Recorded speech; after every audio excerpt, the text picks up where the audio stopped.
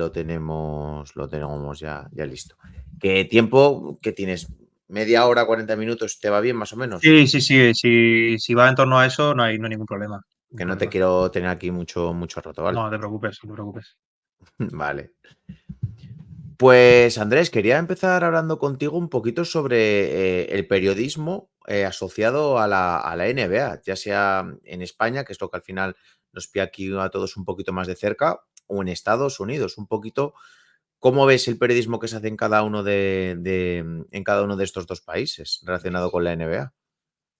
Bueno, creo que hay una gran influencia de lo que se hace allí, se traslada luego al resto de sitios, ¿no? Es un poco el epicentro informativo. Y bueno, pues hay una enorme variedad. Al final, lo que te permite la época actual, la que estamos viviendo, es una gran diversidad de todo tipo, tanto en el fondo como en las formas. Y hay espacio para prácticamente todo, ¿no? El que busque una cosa seguramente la acabe encontrando. Y a mí eso, sinceramente, me parece positivo. Otra cosa es que luego pues cada uno ya tenga sus propias preferencias o lo que consume más, consume menos, pero en general estamos en una época de creación de contenido muy, muy importante, al menos a una esfera terrenal, ¿no? Cuando uno va subiendo peldaños para arriba, pues ya va observando cuáles son las tendencias o qué es lo que funciona, qué es lo que se pide. Y bueno, pues ahí lógicamente la maquinaria del negocio tiene mucho, mucho peso, tiene más peso normalmente que, pues, que la propia calidad del contenido o profundidad. Bueno, ahí dependen muchas más cosas, ¿no? En Estados Unidos, ya te digo, es un poco el epicentro de todo y en lo que más nos fijamos aquí, pues hay cosas que tienen un gran alcance mediático que pues particularmente no me gustan y hay cosas que tienen menor altavoz que sí que suelo leer o suelo escuchar, ¿no? Entonces, bueno, ya te digo, al final depende un poco de las preferencias, pero para el consumidor, para el que lo vive desde fuera, pues yo creo que es bueno que tenga muchas alternativas, ¿no? Que haya variedad y que se potencie la creación de contenidos, ¿no? A partir de ahí, luego ya es un poco el debate de siempre en los medios, que no es de ahora y seguramente seguirá Mm. existiendo dentro de 10 o 15 años, aunque vayan los medios cambiando, mutando, pero es un poco si lo que realmente recibe el altavoz máximo es lo que merecería en condiciones normales tenerlo, ¿no? Y por qué ciertas cosas que quizás puedan llegar, pues no acaben llegando, ¿no? Entonces, bueno, ese es otro tipo de debate, pero en general la situación en cuanto a consumir contenidos de todo tipo, además, porque ya hay consumir, bueno, pues audiovisuales o solo podcast o de texto escrito, hay una gran cantidad de espacio para muchos creadores y creo que eso siempre es positivo. Cuanto más gente pueda aportar, creo que mejor es para todos. Al final en Estados Unidos, como nosotros igual aquí con la Liga Andesa, con la Euroliga, tienen pues eso, la ventaja de la cercanía, ¿no? Con el deportista Ujú. y pues poder conocerlo un poquito más de primera mano todo. ¿Cómo crees que desde España un poco, crees que se trata de hacer un contenido diferente, un poquito más de investigación o otro tipo de contenido para paliar eso? Pues que no haya tanta cercanía. Bueno, al final, investigación aquí se hace poca. Es Mm. decir, te pones U, a u pensar, me opinión, dices, u opinión. sí, opinión Sí, muchísima, ¿no? Pero son dos cosas bastante diferentes al sí, final, sí, ¿no? sí, sí. Investigación requiere más esfuerzo seguramente y la opinión Mm, menos, ¿no? Entonces, bueno, ya te digo que dentro de que el amplísimo espacio te permite crear contenido, ese amplísimo espacio también tiene unas consecuencias menos positivas. Y es que se crea todo tipo de contenido, efectivamente, ¿no? Hay mm, contenido, el filtro es prácticamente nulo, ¿no? Entonces hay contenido pues, que merece la pena y otro que menos. Y dentro del género opinión, pues esto sucede mucho. ¿Vale? Al final, eh, la opinión, pues yo recuerdo siempre una frase de Juan Malillo en esto, el entrenador de fútbol, que decía que todas las opiniones, bueno, no son respetables en según qué campos, ¿no? Es decir, una mm, opinión de un físico sobre física vale muchísimo más que mi opinión sobre física, ¿no? Entonces, partiendo de ese hecho, creo que hay que entender ciertas cosas.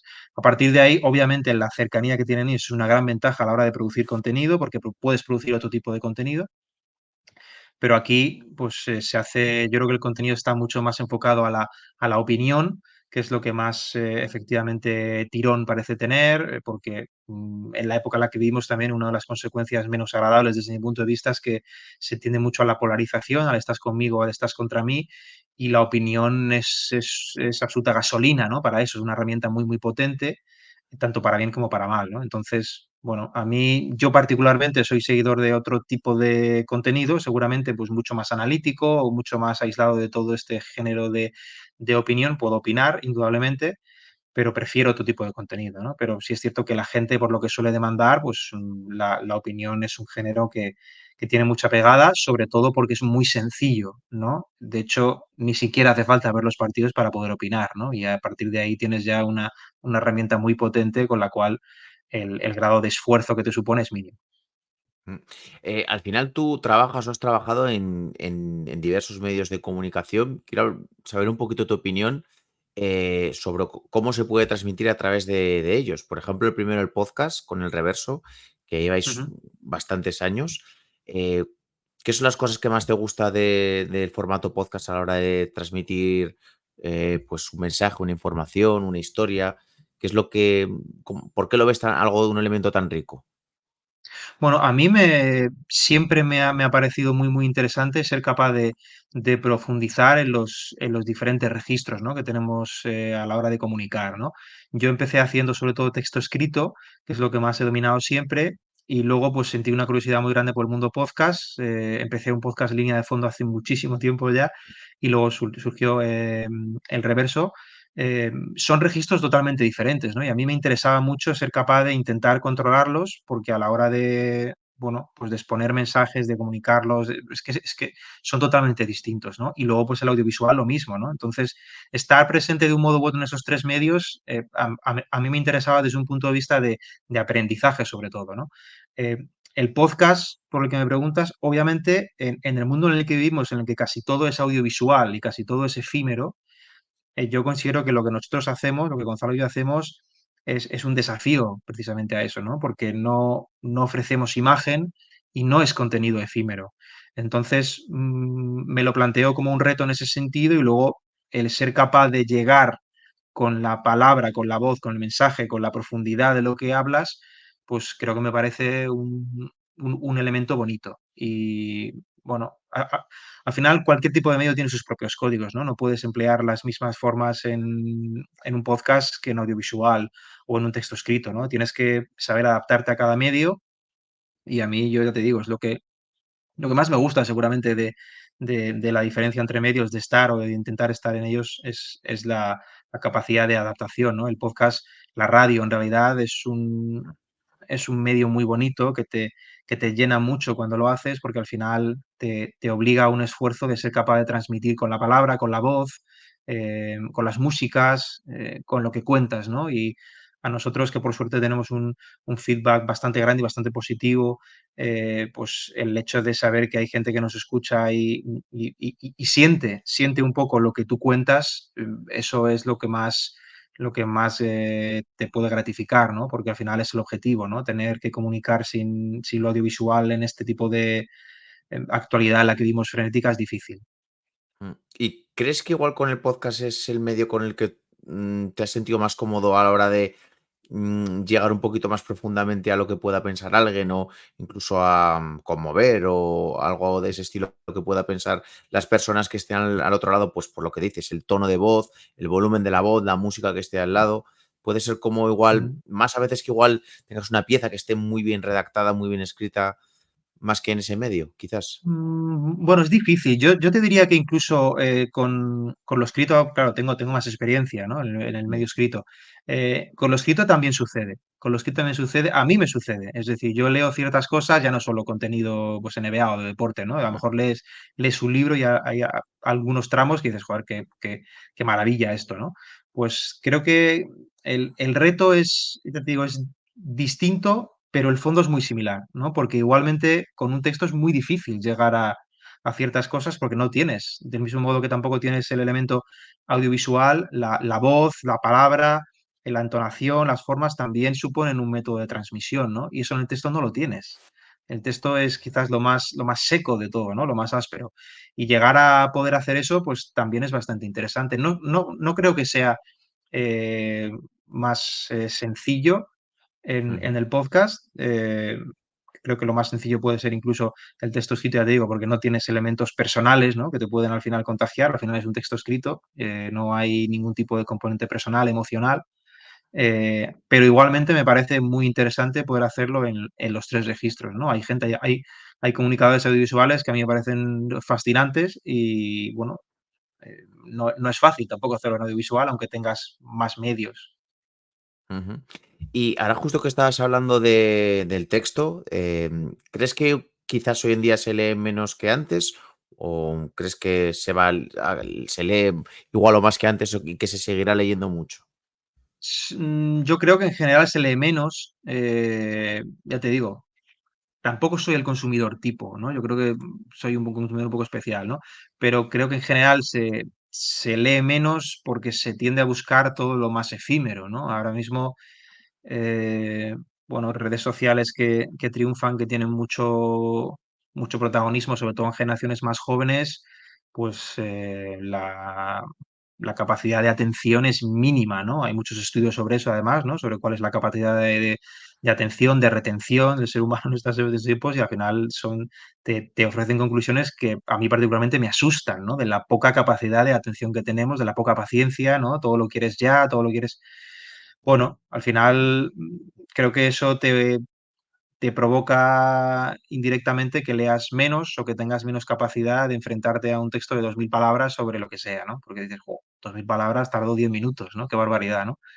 Entonces, creo que eso es peligroso, porque al final, cuando te dan todo demasiado mascado, pierdes mucha amplitud de miras y mucha mirada crítica que creo que es necesaria. Al final, a ti todo el mundo tiene referentes y obviamente se fija en otras cosas, pero tener un espacio particular en el que tú mismo seas capaz de juzgar o criticar ciertas cosas me parece indispensable y ahora mismo estamos tendiendo a eso, ¿no? Al final, un, un- un aficionado, hay un ejemplo simple con esto, ¿no? Un aficionado que no vea los partidos se puede enfrentar a un resumen de 2 minutos y puede tener la sensación de, bueno, pues de que fulanito ha destacado o que menganito ha estado muy mal. Y al final eso es tremendamente manipulable, ¿no? Porque tú en un resumen de 2 minutos puedes seleccionar a tu antojo. Entonces, eso es peligroso, ¿no? Por eso lo ideal es tener una mirada más amplia, pero desafortunadamente, desde mi punto de vista, tendemos a lo contrario, ¿no? A tener una mirada más sesgada en casi todo. Mm.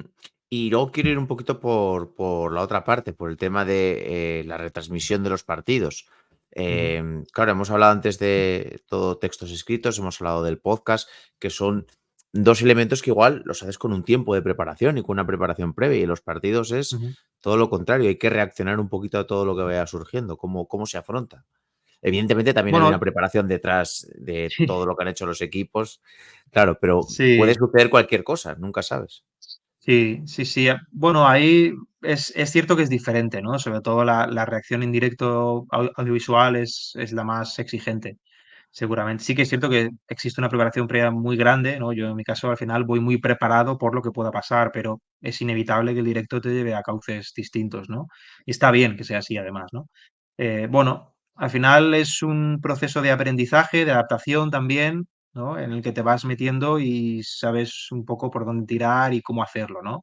Manejar los tiempos, manejar los códigos, porque al final, ya te digo, tú en televisión estás expuesto a otras cosas a las que no estás expuesto en podcast, ¿no? Tienes que controlar pues todas las cámaras, el timing, tienes que controlar todo mucho más, ¿no? Toda la gestualidad es muy, muy, muy, muy distinto, ¿no? Pero bueno, al final es un poco, en mi caso, si te soy sincero, al haber estado tan acostumbrado desde pequeño a observar esto, ¿no? Tanto a nivel nacional como a nivel internacional, pues indirectamente eso te va dejando un poco de huella, ¿no? Y te va ayudando a la hora de que tú te puedas enfrentar particularmente a eso, ¿no? Creo que de todas maneras es un proceso de experiencia como casi todo en esta vida, ¿no? Si tú haces algo muchas veces, normalmente lo acabarás haciendo mejor que al principio. Entonces, bueno, creo que seguramente es lo más exigente porque te obliga no solo a reaccionar de forma imprevisible, sino a tener que controlar muchos registros distintos, ¿no? Igual que en el texto, pues no los tienes, tú al final eres una imagen también que se transmite, no solo la imagen de lo que es un partido, entonces tienes que estar controlando muchas cosas al mismo tiempo de que hilas un discurso razonable, ¿no? Entonces, eso es complicado, pero, bueno, al final, ya te digo, conforme vas haciendo y te vas metiendo en eso, pues te sale mucho más natural. Ujú. Y bueno, que se me olvidaba que tú también tenías hace unos años y creo que sigues manteniendo un canal de YouTube, ¿no? Que empezaste a colgar determinados vídeos con bastante contenido. Mm. ¿Tienes idea de retomarlo en algún momento o lo has aparcado para Pues siempre? me han preguntado mucho, la verdad, por esto. El canal yo lo abro desde un modo, ya te digo, experimental, va un poco al hilo de lo que te comentaba antes, de que quería tener una presencia en varios, o en los tres registros que yo consideraba básicos, pero desde un punto de vista de aprendizaje. Tampoco buscaba nada Ujú, de sacar ningún rédito de eso. De hecho, al final siempre cuento esto porque no, eh, para que se vea un poco la intención que yo tenía, ¿no? La intencionalidad es que yo no era un youtuber clásico, ¿no? Yo al final sacaba contenidos pues contenidos como los que yo podía hacer escritos o en podcast, pero en audiovisual, ¿no? Entonces, estaba muy alejado de lo mediático. Es cierto que tuvo una acogida fantástica, pues porque afortunadamente también hay un nicho para eso, pero la periodicidad era, totalmente fuera de lo que son los estándares de lo que te exige un medio así, ¿no?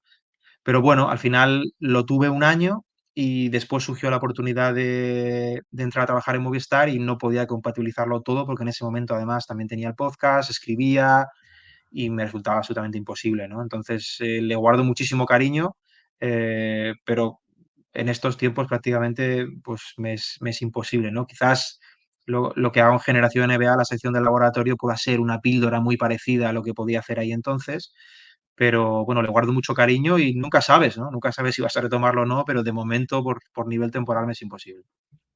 Y de todos estos medios o de todas estas formas de comunicar, ¿cuál es en la que más cómodo te sientes? Bueno, la que más cómodo me he sentido siempre, yo creo que es al escribir. Escribir es lo que a mí me empieza a llamar un poco en esto del periodismo, escribir sobre deporte y, bueno, pues tener ciertos enfoques que a mí me gustaba particularmente, ¿no? A mí siempre he dicho que me gustaba, me generaba mucho interés, intentar descifrar el juego para ayudar a comprenderlo también. Y bueno, ese reto a mí me parecía bonito. Luego también hay muchos otros registros de escribir que son fantásticos. Creo que sigue siendo el que más cómodo me he sentido, pero creo que influye mucho el hecho de que la experiencia es lo que más he hecho siempre, ¿no? Por ejemplo, en el caso actual, pues ahora escribo muy, muy poquito, contadas ocasiones, y hago mucho de lo otro, ¿no? Pero bueno, nunca dejas de sentir ese gusanillo cuando te enfrentas al folio en blanco, ¿no? Yo siempre intento explicarlo así, ¿no? Es una sensación diferente y a mí es particularmente la que más cómodo me he podido sentir siempre. Mm. Habías hecho y has hecho durante todo este tiempo bastante contenido, por ejemplo, relacionado con estadística y estadística avanzada, sobre todo en la NBA. Ujú, ¿Crees que para el usuario medio de persona que vea de vez en cuando un partido es algo con lo que debería mínimamente familiarizarse para tratar de comprender mucho el juego? Porque yo sí que es cierto que igual noto, entre gente que igual ya es consumidor habitual de ver 2, 3 ujú. partidos a la semana, como que hay un poco de rechazo por parte de ciertas personas de decir, bueno, lo importante es lo que sucede en la cancha. Al final no se dan cuenta que es lo mismo, ¿no? ¿Cómo ves un Sí, poquito el tema? yo creo que es un proceso pedagógico. Es decir, uno de mis principales intereses siempre con la estadística eh, era intentar hacer ver que la estadística es una herramienta. Eso es muy importante destacar. La estadística no sustituye al juego, es una herramienta que te ayuda a llegar a cosas a las que te es imposible llegar en otras condiciones. Es decir, la estadística es algo que te va a ayudar a donde no llegan tus ojos, ¿no? Y creo que hay que tomarlo así. Como herramienta me parece fabulosa. A partir de ahí creo que existe un proceso pedagógico a la hora de hacer entender qué es la estadística avanzada, para qué sirve, en qué nos ayuda. Claro, si todo esto se cuenta mal, pues genera un rechazo masivo. Entonces creo que hay un gran componente, una gran responsabilidad por nuestra parte a la hora de saber comunicar y hacer ver que quizás, a la hora de juzgar, el ejemplo más sencillo de todos, ¿no?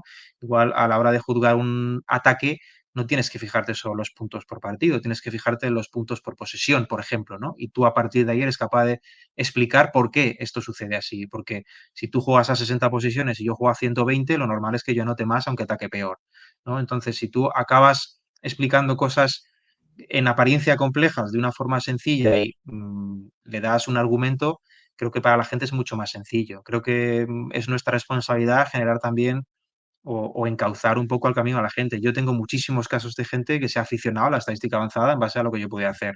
No porque lo haga yo, sino porque simplemente pues, tenía una herramienta a la cual pues, o le podía facilitar, ¿no? Entonces, yo creo que hay gente aquí en España igualmente, hay gente que trabaja mucho estadística avanzada a nivel mucho más profesional, mucho más táctico. Y esas son las personas en las que realmente tienen que servir como referentes para acercarte a esto, ¿no? Pero en general, la estadística está mal contada y mal vista, y por eso genera rechazo, ¿no? Porque no se acaba de entender muy bien por qué el rating ofensivo es mucho más importante que los puntos que metes por partido, ¿no? Y algo tan sencillo, pues no se acaba de entender, pues tenemos que mirarnos a nosotros el ombligo y decir, tenemos que explicarlo mejor porque hay algo que se está perdiendo y el aficionado está perdiendo. El aficionado al que le guste, obviamente, cuanto más te gusta, más te metes en esto, pero yo estoy convencido de que hay muchísima gente que ve menos partidos, que obviamente no va a manejar los registros de estadística avanzada que otras personas, pero a los que seguro le interesarían cosas así, ¿no? Porque al final es una cuestión de curiosidad. Y yo, una de las cosas que también he buscado siempre es, yo intentaba hacer contenido de estadística avanzada, incluso en podcast hace tiempo, hace mucho tiempo, para generar una inquietud y que luego esa persona a partir de esa inquietud tirase del hilo. Y eso me parece la clave. Es decir, yo no te voy a dar el pescado, pero te puedo enseñar a pescar, ¿no? Y creo que eso es lo más interesante, no solo en la estadística avanzada, sino en cualquier otro registro, pero hay más quizás por el desconocimiento que hay.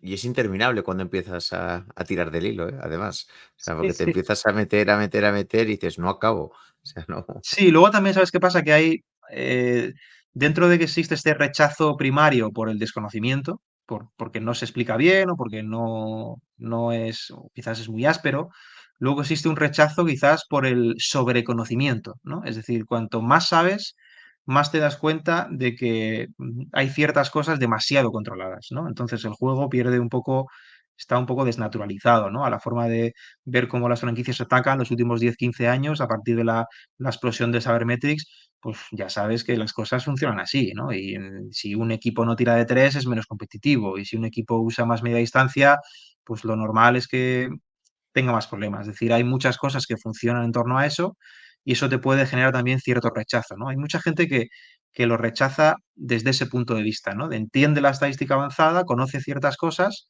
pero luego dice, joder, es que esto está condicionando demasiado el juego y se está convirtiendo en algo que no me gusta. Y esa gente, pues, también tiene todo el derecho a plantearlo así, ¿no? Quizás, como siempre, como casi siempre, el equilibrio es lo más adecuado, y con la estadística avanzada pasa también eso, ¿no? Está tan profesionalizado todo que se llega a niveles de control máximos. Mm. ¿Qué tipo de contenido, asociado a la NBA, asociado a la liga, echas más en falta? Ya sea, pues, en el periodismo de aquí, que hacemos en España, o que se hace en España, o en el periodismo de Estados Unidos. ¿Qué echas más en falta, o qué te gustaría más que se hiciese? Bueno, a mí lo que más me gusta, lo que más he consumido siempre es el contenido analítico, ¿no? El que trata de explicar los porqués, por qué suceden las cosas. A mí es lo que más me ha gustado siempre, ¿no? Entonces, bueno, hay ejemplos, ¿no? De gente que lo hace sobre todo en inglés. Aquí en España hay menos, desafortunadamente, pero también los hay. Y yo es lo que más echo en falta porque es lo que más me gusta, ¿no? Entiendo que también es más complejo elaborarlo y hay menos. Entonces, bueno, pues ver cantidad de cosas que están en todos los sitios o, no sé, jugadas virales o opiniones, un poco de barra de bar, ¿no? Entre comillas, pues eso es más común porque es más sencillo, ¿no? Contenidos analíticos, pues es más complicado. Yo particularmente es lo que más intento consumir porque, ya te digo, no es solo porque en este punto de mi vida sea lo que más tengo que consumir, sino porque además es lo que más me gusta. Igual me ha respondido un poco a la siguiente pregunta, ¿qué es lo que menos te gusta? Un poco de todo el contenido que se hace. Antes hemos hablado de que igual hay demasiada opinión simple, que no está mal la opinión, pero igual hay Mm. demasiada. Mm, Sí, ya te digo, yo soy un firme defensor de todos los formatos, ¿eh? Ya te digo que mm, creo que la variedad es muy importante y que todo suma. Pero dentro de eso, es evidente que hay un grado de superficialidad muy grande en bastantes espectros, ¿no? Entonces, pues, a mí particularmente no me llama mucho la atención y no lo consumo, ¿no? Es tan sencillo como eso. pero bueno, pues me gustaría que seguramente una parte de eso se dedicara también a ese análisis o otro tipo de historias, ¿no? Porque al final la NBA es una competición que genera una infinidad de historias a todos los niveles, ¿no? A nivel pista, a nivel fuera de pista, y es una máquina de generar contenido, ¿no? Y nos quedaríamos un poco pues, cortos si solo nos fijáramos en lo más banal, ¿no? Pero entiendo al final, ¿eh? Es decir, hay gente que consume la NBA, pues a lo mejor tiene 10 minutos al día, 15 minutos y quiere informarse de algo, quiere, entonces, pues recurre a contenidos así, ¿no? Y es totalmente respetable, ¿no? Al final ya te digo que yo tampoco soy un ejemplo particular porque yo dedico prácticamente mi vida a esto, entonces puedo tener un grado de implicación mucho mayor, ¿no? Pero seguramente hay muchas personas que están comodísimas viendo un resumen de 2 minutos de 3 partidos al día y viendo lo que se opina sobre, no sé, sobre que LeBron juegue con su hijo, ¿no? Entonces, al final Mm, todo depende un poco del grado de profundidad o de tiempo, de implicación que tú quieras tener. Pero desde mi punto de vista, creo que siempre tratar de enriquecer un poco el debate siempre va a poder sumar, ¿no? Entonces, lo que se aleja de eso, pues me suele gustar menos. mm. ¿Crees que la NBA, para un poquito las actuales generaciones y las nuevas generaciones que empiecen a ver baloncesto ahora, puede llegar a ser más vista que las ligas locales o que la propia Euroliga? O sea, al final yo creo que hay mucha gente que igual está dando directamente ese paso, ¿no? Directamente a ver la NBA porque, pues bueno, al final es la liga más atractiva del mundo. Sí, bueno, creo que sin duda. El hecho de la globalización ahora mismo facilita muchísimo esto. Creo que es el gran legado de David Stern en esta liga y una figura, una de las más importantes de la historia del deporte, seguramente, fue por eso, ¿no? Por la capacidad de llevar esto a todos los rincones del mundo, ¿no? Y a partir de ahí, luego, a la hora de vender el producto, no hay comparación posible, ¿no? Es decir, es que no hay ningún tipo de comparativa. Al final es un producto más vendible desde todos los aspectos, no solo porque a nivel de talento los mejores están allí, porque es donde más dinero hay, sino a la hora de pues, intentar hacer el producto más accesible posible. Igualmente tiene muchísimos retos por delante, uno de ellos es precisamente lo que hemos comentado antes de la capacidad de atención de las nuevas generaciones, que es mínima. Entonces, una nueva generación no aguanta un partido de 2 horas, ¿no? O sea, es impensable, ¿no? Por eso también se consumen ese tipo de contenidos más express. Pero yo creo que para el chico que ve baloncesto, es muy difícil que no te hechice más Stephen Curry o Ja Morant o, no sé, cualquier jugador de nueva era, Anthony Edwards, muchos otros, a un partido de Euroliga. Me parecen 2 comparaciones las que la Euroliga siempre va a salir perdiendo, teniendo la Euroliga mucha capacidad también de potencial de venta, pero al final es que son el mismo deporte, pero son 2 juegos completamente diferentes, además. Ujú. Pues ya te hago la última. Justamente hace nada, un mes, nos enteramos que cambiabais el podcast del Reverso y fichabais ahora por Gigantes. Ujú. Que la verdad creo que es un medio que ha apostado siempre mucho por todo lo que tiene que ser el contenido relacionado con el baloncesto.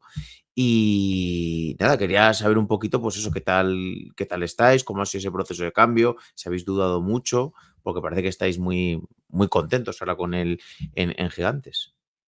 Sí, bueno, al final, son circunstancias por las que te lleva la vida, ¿no? Nosotros estábamos contentos en NBA, eh, acaba esa etapa ahí y nosotros, pues, teníamos claro que queríamos continuar con el producto. Nos planteamos muchos escenarios distintos, bueno, hablamos con mucha gente también para intentar entender un poco todo y finalmente, pues, tuvimos la confianza de Gigantes. Gigantes conoce perfectamente lo que hacemos, nos conoce tanto a Gonzalo como a mí y conoce el reverso. Y creo que eso ha sido un punto importante. Nosotros sí que es cierto que en este punto en el que nosotros estábamos fantásticamente bien en NBA, pero sí es cierto que en NBA el producto se podía escuchar de un modo más restringido, ¿no? Sí. Solo a través del NBA ID. Entonces, es cierto que la última temporada logramos abrirlo a iVoox con delay, pero bueno, al final a la hora de escucharlo no se facilitaba, todo lo posible al máximo la experiencia del usuario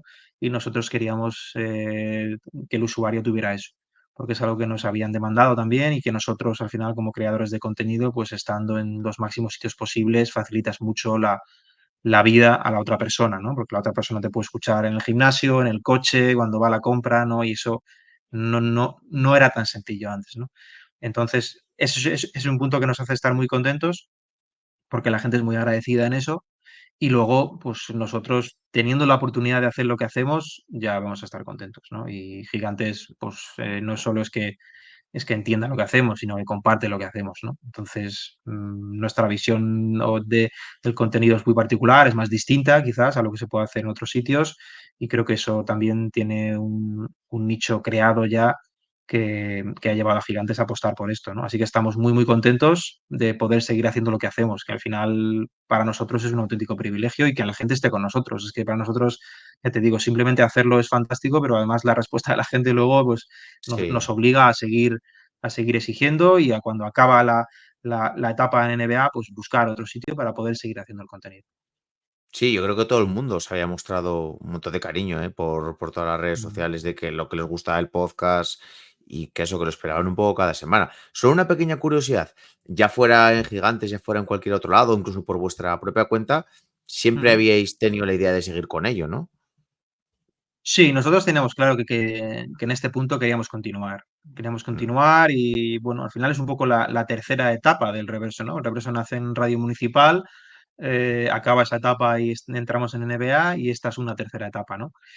Bueno, estamos contentos y decididos a seguir, ¿no? Y la gente indudablemente es un factor importante en esto, ¿no? Al final nosotros somos dos obsesos, Gonzalo y yo, de esto y lo hacemos porque nos encanta hacerlo, pero la respuesta de la gente es muy emocionante, sobre todo cuando te hace ver ciertos detalles, ¿no? Detalles de lo que significa ese programa para ciertas personas en ciertos momentos de sus vidas, o bueno, al final hay mucha más profundidad de la aparente de ver cuánta gente te escucha, ¿no? A nosotros eso pues, nos va dando un poco igual, pero sí el tipo de contenido que hacemos y para lo que puede servir, pues nosotros tener todo el feedback que tenemos, somos dos personas muy, muy afortunadas en ese sentido. mm. Pues oye, Andrés, que muchas gracias que has sacado un ratito. Ahora te despido y A nada, ver, que espero volver a verte pronto y charlar contigo de nuevo pronto, ¿vale? eso es cuando quieras, un placer.